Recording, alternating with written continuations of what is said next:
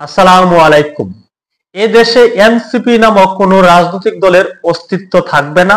এই দলের নেতারা অচিরেই দেশ থেকে পালিয়ে যাবেন।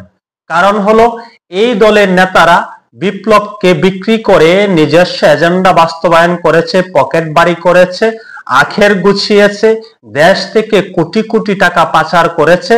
তাই তারা যে কোনো সময় এ দেশ ত্যাগ করে ভিন্ন কোনো দেশে আশ্রয় নিতে পারে। এই এনসিপি দলের ভবিষ্যৎ স্পষ্টতই বোঝা যাচ্ছে, এরা একেবারে নিঃশেষ হয়ে যাবে।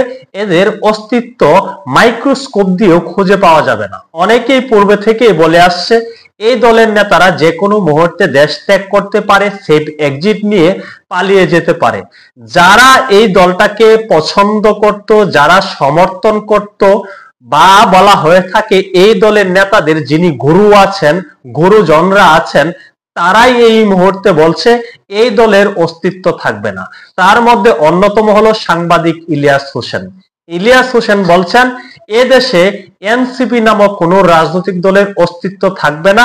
এই দলের নেতারা অচিরে দেশ থেকে পালিয়ে যাবে, পালিয়ে যেতে বাধ্য হবে, এবং তিনি পরামর্শও দিয়েছেন যত দ্রুত সম্ভব তারা যেন পালিয়ে যায়। গতকালকে এনসিপির আহ্বায়ক নাহিদ ইসলাম বর্তমান সরকারের উপদেষ্টাদেরকে নিয়ে বিস্ফোরক মন্তব্য করেছিলেন। তিনি বলেছিলেন এই অন্তর্বর্তী সরকারের অনেক উপদেষ্টা সেফ এক্সিট নেওয়ার চেষ্টা করছে, পালিয়ে যাওয়ার চেষ্টা করছে। কারণ হলো তারা দুর্নীতিগ্রস্ত। এদিকে সাংবাদিক ইলিয়াস বলছেন শুধু উপদেষ্টারা পালিয়ে যাবে না, সেফ এক্সিট নেবে না।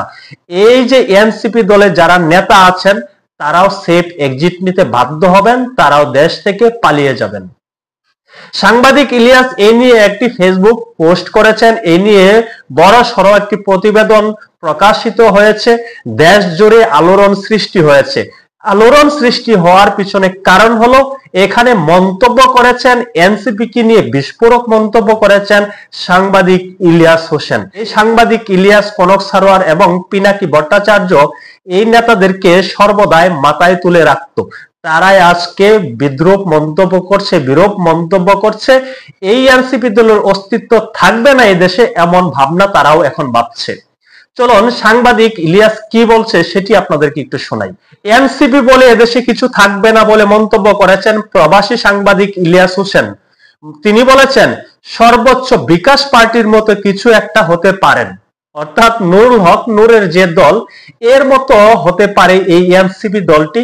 এর চেয়ে বড় কিছু এদেশে এনসিপি দলের নেতারা এই এনসিপি দল করতে পারবে না।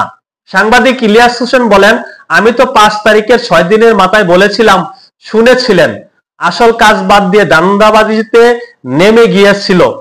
আপনারা মনে করেছিলেন নিজেরা বিশাল কিছু হয়ে গেছেন, এখন কাঁদছেন কেন? তিনি আরো বলেন এনসিপি বলে এদেশে কিছু থাকবে না, সর্বোচ্চ বিকাশ পার্টির মতো কিছু একটা করতে পারেন। জামাত বিএনপির বাইরে 10 থেকে 15 বছর পরে আওয়ামী লীগ আসতে পারে, তবে এনসিপি না। এদেশে আওয়ামী লীগ ফিরে আসবে, আওয়ামী লীগ রাজনীতি করার সুযোগ আছে, আওয়ামী লীগ ফিরে আসার সম্ভাবনা আছে, কিন্তু এনসিপি দলটি আর ঘুরে দাঁড়ানোর কোনো সম্ভাবনাই দেখছেন না সাংবাদিক ইলিয়াস হোসেন বলেন আপনারা কিছু টাকা কামিয়েছেন কিন্তু গ্রহণযোগ্যতা হারিয়েছেন। ইউনূস সহ প্রতিটি উপদেষ্টা দান্দাবাজি করেছে এবং সবাই বিদেশে টাকা পাচার করেছে। প্রধান উপদেষ্টা ডক্টর ইউনূসকেও খেয়ে দিয়েছে সাংবাদিক ইলিয়াস হোসেন। তিনি বলছেন প্রধান উপদেষ্টা সহ অন্যান্যরা অবৈধভাবে টাকা পয়সা উপার্জন করেছে এবং দেশের বাইরে তারা টাকা পাচার করেছে। আপনাদের কেউ কেউ তুর্কি, অস্ট্রেলিয়া, আমেরিকা, ইউরোপে টাকা জমিয়েছেন। অতএব শুধু উপদেষ্টারা না, আপনাদের সেফ এক্সিটের চিন্তা করতে হবে। সামনে আওয়ামী লীগ মারবে, বিএনপি মারবে, কথা না শুনলে জামাতও মারবে। তিনি আরো বলেন আমার একটু দুর্বলতা আছে, তাই ভালোবাসা দিয়ে বললাম, তবে ভবিষ্যৎ তোমাদের অন্ধকার। এই এনসিপি দলকে পিটাবে বিএনপি, আওয়ামী লীগ, জামাত, সকলেই এই এনসিপি দলের নেতাদেরকে ধুম ধুম ধুম ধুম করে পিটাবে। এদের অস্তিত্ব এই দেশে রাখবে না। কারণ হলো ওরা চেতনা বিক্রি করেছে, জুলাই চেতনা বিক্রি করে কোটি কোটি টাকা অর্জন করে দেশের বাইরে টাকা পাচার করেছে। তাই ওদের অস্তিত্ব এদেশে থাকবে না।